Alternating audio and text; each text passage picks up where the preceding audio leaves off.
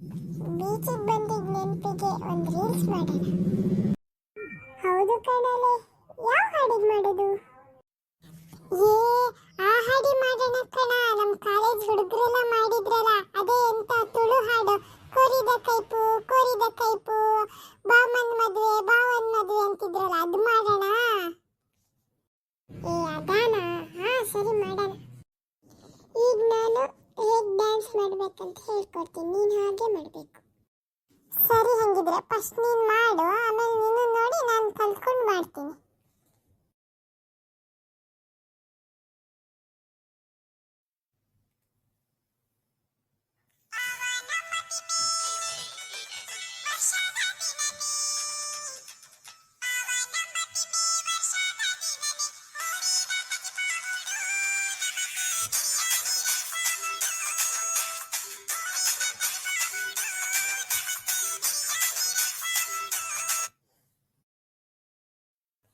ಈ ಥರದ್ದು ಒಂದು ಡ್ಯಾನ್ಸ್ ಇರುತ್ತದ, ಬರೀ